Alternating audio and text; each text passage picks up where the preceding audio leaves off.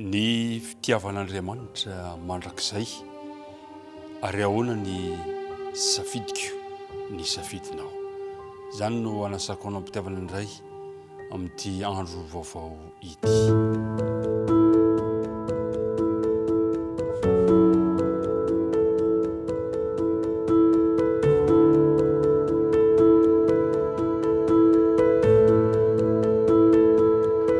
Faliana mandrakariva ry namana mpiara-midinika no anolorana ny fiarabahana antsika tsiraray avy tafahona soamatsara indray amin'n'alazo fandaharana izao. Tolorana amintsika ihany koa ny firarian-tsoa rehetra izay meno tompo antsika dia ny fiadanana ny eo anao sy ny ankonanao. Ankehitriny ary raha andinika indray ny tenin'Andriamanitra isika dia manasa antsika rehetra mba hiaraka hivavaka. Andriamanitra rainay tsara indrindra izay ny an-danitro, sotranao izay no ny fitiavana sy ny famindramponao ka tafahoana soamatsara indray izay amin'ny raha fandaharana ity. Mamelany helokay ary mamindrafo aminay aoka ny fanena masina kosa ambomanay azonay matakatra izay tianao ambara amin'ny alala zao teninao izao. Dia mitahiny mpiaino rehetra ny vavaka tononona sakatana aminara Jesosy rery any. Amen. Ny fitiavan'Andriamanitra mandrakizay ary ahoana no ny safidiko ny safidinao. Ry tapaka sy namana rehetra, mazava ny ambaran'ny Soratra Masina fa tian'ny olona rehetra Andriamanitra. Anisan'ny toko sy andininy be mpahalala indrindra sy be mpankafy indrindra ny voalaza amin'ny filazantsarany izao toko 7:4 izay manamarina sy manana izany fanambarana izany manao hoe fa toy izao no nitiavan'Andriamanitra izao tontolo izao, nomeny ny Zanani-lahy Tokana mba tsy ho very izay rehetra mino azy fa hanana fiainana mandrakizay. Izany no fikasan'Andriamanitra, izany no fitiavan'Andriamanitra tsy misy fetra, fitiavana mandrakizay, fitiavana ho anao, fitiavana ho an'ny olona rehetra, fitiavana ho an'izao tontolo izao. Mety misy mihevitra fa tsy mendrika ny tiavana ny tenany na koa hoe tian'ny olona rehetra afa-tsy izy Andriamanitra. Tsia, tsy mitsaha-milaza ny Baiboly fa Andriamanitra dia tian'ny olombelona rehetra, tsy misy olona ankalain'Andriamanitra. Ary satria tian'ny olona rehetra izy dia tiany koa ny avoavonjy azy rehetra.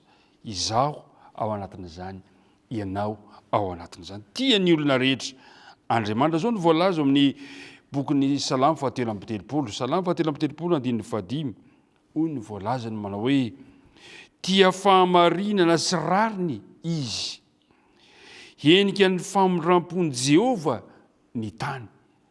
Manerana ny voan'ny tany rehetra ny famindrampon'i Jehova. Ary izay famindrampon'i Jehova izay fitiavana ho ahy sy ho anao. Izany zao ny voalaza amin'ny Salamo 5:7 ka ny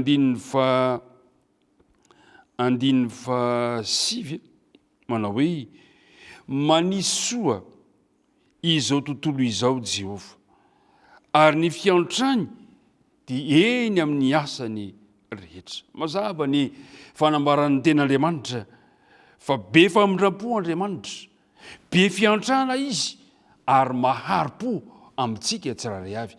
Fitiavana no dikan'izany ry mpiara-mianatra namana isany. Ary tena fanirian'Andriamanitra ny amonjy ny tsiraray avy. Zao no voalaza amin'ny bokin'ny Petera faharoa toko 7. Petera faharoa toko 7 ka manomboka eo amin'ny andininy fa 7 dia zao no voalazan'ilay teny manao hoe ny tompo tsy mahela ny teny fikasany araka izay ataon'ny sasany ho fahelany, fa mahari-po aminareo izy ka tsy tia ny hisy ho very fa mba ho tonga ny fibebahana izy rehetra. Ny tompo tsy mahela ny teny fikasany araka ny fanaon'ny sasany.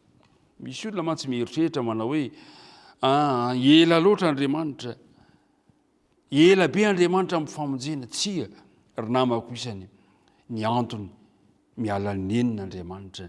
Anao izay fomba rehetra hamonjenanao mba tsy tia nisy ho very, zany ny fitiavan'Andriamanitra. Andriamanitra tsy mamela antsika ho very. zao no voalazan'ny tenyandriamanitra araky ny voalazantsika teo amin'ny filazantsara ny toko fahatelo andiny fahinamany folo manao hoe fa toy izao ny tiavan'andriamanitra zao tontolo izao nomeny ny zanana-lahy tokana mba tsy hovery zay rehetra mino azy fa hanana ny fiainana mandrakizay fa tsy nijanona teo ny fanirian'andriamanitra. Eo amin'ny andininy fahafito ambin'ny folo dia zao no voalazany fa Andriamanitra tsy naniraka ny zanaka ao amin'izao tontolo izao hanameloka izao tontolo izao fa mba hamonjeny izao tontolo izao. Zany no fitiavan'Andriamanitra.